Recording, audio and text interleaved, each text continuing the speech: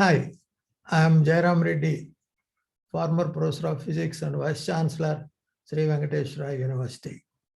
Today, I will be talking on the accomplishments and disappointments at the Glasgow Climate Conference, COP26. Earlier, I have given two videos on this Glasgow conference. The first one was November 5th, with the heading India at the Climate Conference. The second one was on November 9th, the title Progress at the COP26 so far. And today's one covers the entire conference proceedings.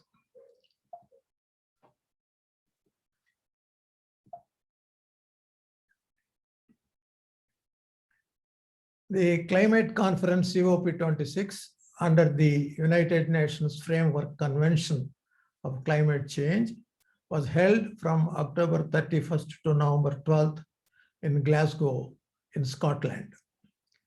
The Glasgow Climate Pact, that is the outcome of the conference, was adopted on 13th November. Of course, as expected, there were modest accomplishments and upset anticipations. The reactions of some of the world leaders on the outcome are: the European Commission President, Ursula von der Leyen, declared that the agreement is a step in the right direction. The UK Prime Minister Boris Johnson said serious breakthroughs were made. The president of the conference COP26, Alok Sharma, a cabinet member in the British government, called the result of negotiations a fragile win. The UN Secretary General observed, "I know you might be disappointed, but we are in the fight of our lives, and this fight must be won." The Executive Secretary of the United Nations Framework Convention on Climate Change, otherwise called UNFCCC, said, after 6 years, this is a significant accomplishment. So you see, the reactions vary with the leaders. Now, coming to what are the accomplishments and what are the disappointments. Number one is the collective acceptance to limit global temperature rise to 1.5 degrees centigrade against the earlier target of 2 degrees set in Paris Agreement. This is a really significant achievement. Scientific data show that even 2 degrees would have dangerous effects on certain regions. Alok Sharma, the COP26 president, remarked on the outcome, "We can now say with credibility that we have kept 1.5 degrees centigrade alive, but its pulse is weak and it will only survive if we keep our promises and translate commitments into rapid action." India's declaration to achieve carbon neutrality by 2070 and China's new NDCs and its promise to achieve net zero by 2060 are the major pledges that pushed the estimated warming below the 2 degrees centigrade target. Number two, for the first time, a UN climate conference officially recognized the need to discard coal. This is a positive part in the Climate Pact. The original draft called upon countries to accelerate efforts towards the phase out of the unabated coal power and the inefficient fossil fuel subsidies. India objected to this for a total elimination of coal, and the phrasing was changed to phasing down, from phase out of coal to phasing down of coal. And India came under criticism from the developed world and civil society organizations. Gernot Wagner, in his risky climate column from Bloomberg News Green, wrote on November 19th, it was, of course, not the only country preferring that watered down language. Australia, China, and the US were all perfectly happy to hide behind the Indian objection. Many countries expressed their displeasure at this dilution, but finally agreed, allowing for the adoption of the Glasgow Pact. And this is a success, but unfortunately, it's a downside for India. In fact, the US-China Joint Declaration on Climate Change, released on November 10th, mentions the phrase phase down. At least for the next decade onwards, India's target of net zero will demand phasing down of coal-based electricity. How? By not going for new coal-based plants, by accelerating the shutdown of the older and inefficient coal-fired thermal plants. The Indian government needs to formulate appropriate short-term policies to put the pledges on track and to provide suitable financing. Number 3, the Climate Pact urged the parties, that means the countries, to consider firming up their 2030 targets by the next COP meet to be held in Egypt in 2022. This was not received favorably by several developing and poor countries. The International Energy Agency, IEA, assessment suggests that if the declared pledges could be met fully and on time, warming could be restricted to 1.8 degrees centigrade. The targets set for 2030 are inadequately ambitious. So, sizable tightening need to be done. If not, the global temperature rise may reach 2.1 to 2.4 degrees centigrade by the end of the century, 2100. So the major emitters, China, the United States, and the European Union, should make serious efforts to cut their carbon budgets significantly by 2030 without insisting on smaller and poorer countries. Fourth, enhancing of mitigation actions to meet the 1.5 degrees centigrade target. A group of countries called like-minded developing countries and others, including Bangladesh, Sri Lanka, Iran, Indonesia, Malaysia, accused the developed countries of trying to transfer their responsibilities on the rest of the world. Enhancing of mitigation actions to meet the 1.5 degrees centigrade target, asking all countries to do it, it was not accepted, and therefore the developed countries are accused. The South American country Bolivia's chief negotiator, Diego Pacheco, called it new carbon colonialism, and said the 2050 net zero targets being forced on the developing countries. Developed countries ignored historical liabilities and the principle of equity and common but differentiated responsibilities enshrined in the UNFCCC. Historical liabilities means it is the developed countries through their industrial revolution pumped the carbon dioxide to levels that the global warming has taken place. And therefore, it is a historical responsibility of the developed countries to take the lead in the mitigation. If the 1.5 degrees target is to be achieved, the actions have to be enhanced in the context of finance, technology transfer, and capacity building as well, and not just mitigation only. Number 5, the adaptation is the most important component of the climate action for the smaller and poorer countries and the small island states. There was no provision so far for the adaptation. The worst impacts of climate change are already felt by these poorer countries and small island states. Now, what they require are finances, technology, and capacity building for their adaptation activities. The Glasgow Climate Pact created 2 provisions.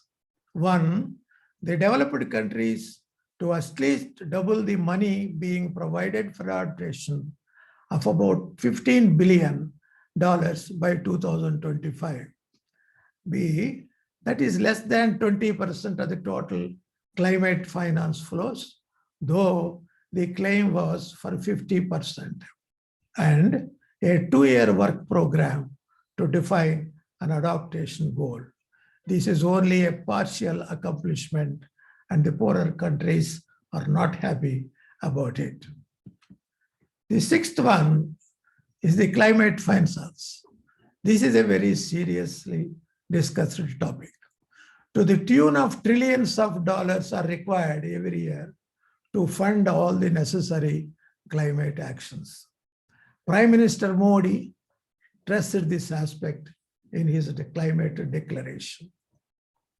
Developed countries promised to provide in 2009 itself at least $100 billion every year from 2020. This promise was reaffirmed in the Paris Agreement in 2015. Also, the developed countries were asked to scale up this amount from 2025. But the promises have not been fulfilled so far. Moreover, the developed nations have now pushed it to 2023 from 2020. That means for another 3 years, the countries are not going to get any climate finance. This issue was fought very bitterly in the COP26.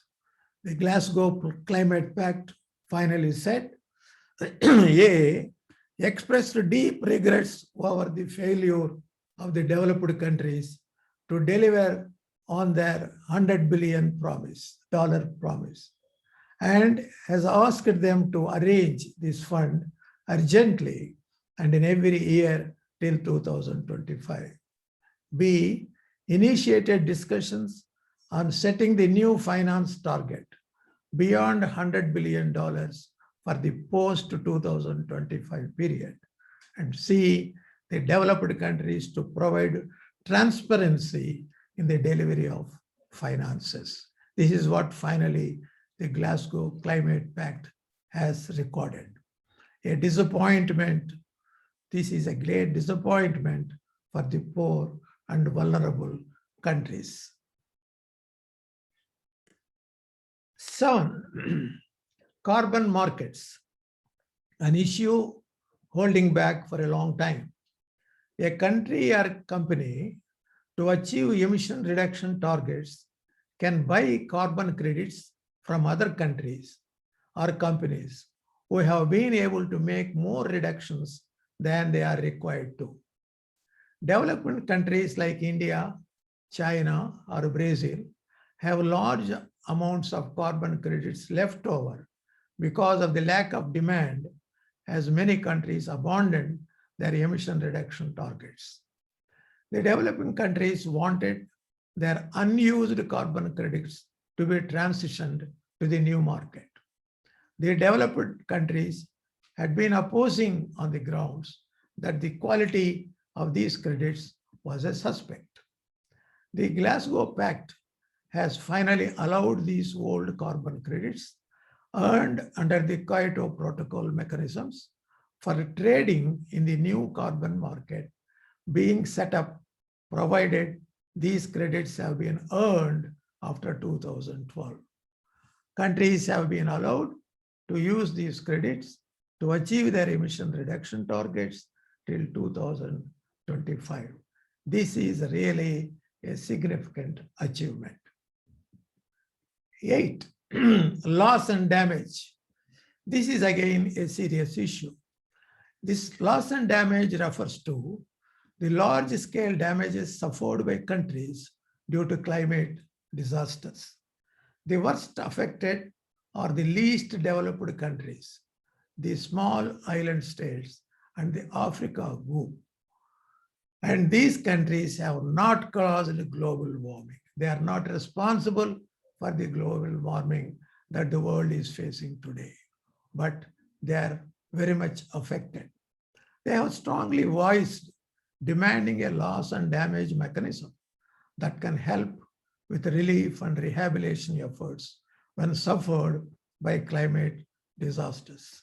The issue was introduced 8 years ago in Warsaw Conference of Parties, but the provision has not received much attention from then at the subsequent COPs, mainly because it requires huge funding. The Glasgow Conference held substantial discussions on this aspect, but failed to create a mechanism as demanded. It only established a dialogue to discuss the funding of activities to deal with loss and damage. This is a major letdown for least developing countries and small island states. Therefore, the outcome at COP26 is a mixed bag of successes and disappointments. 2 more main initiatives were also discussed and accepted, but they are not legally bound. They are the outside COP processes. One is Declaration on Forests and Land Use. 137 world leaders have signed a pledge to halt and reverse forest loss and land degradation by 2030, that is by the end of this decade. The signatories include Brazil and China. India backed the pledge but did not sign. It would be one of the biggest achievements of the Glasgow meet if the pledge is fully implemented. The second initiative is the Global Methane Pledge. This initiative aims to reduce human-caused methane emissions by 30% by the end of this decade, 2030. 108 nations, including the United States and the European Union countries, have signed the pledge. Methane is more potent greenhouse gas than carbon dioxide. What are the sources of this methane gas? The gas wells, the natural gas wells, and the pipelines that carry the gas, as well as agriculture, livestock, and municipal landfills. Typical reactions from the small countries and vulnerable countries, the countries that are very susceptible to the climate change effects. We have contributed the least to this problem, to the problem of climate change, yet we suffer disproportionately, said Sonam Wangdi, who leads a bloc of 47 nations known as the least developed countries. Mohammed Adaw, the director of the Nairobi-based think tank Powership Africa, said, the needs of the world's vulnerable people have been sacrificed on the altar of the rich world's selfishness. The outcome here reflects a COP held in the rich world, and the outcome contains the priorities of the rich world. Very strong statement. It's a very small step forward. The pace is extremely slow. We are moving in inches when we need to gallop in miles, said Harjeet Singh, the senior advisor with Climate Action Network. The Fiji's Prime Minister, Frank Bainimarama, called the outcome a compromise and said the 1.5 degrees target leaves Glasgow battered, bruised, but alive. The leader thanked Pacific negotiators for their heroic effort to secure a pathway away from coal and fossil fuel subsidies in the final deal. The climate envoy for the Republic of Marshall Islands, one of the most vulnerable countries in the world to climate change, described the deal as not perfect, but acknowledged elements of the agreement are a lifeline for the country. Now, I will show you some photographs. This is a photograph of the delegates posing for a picture during the UN Climate Conference, COP26 in Glasgow.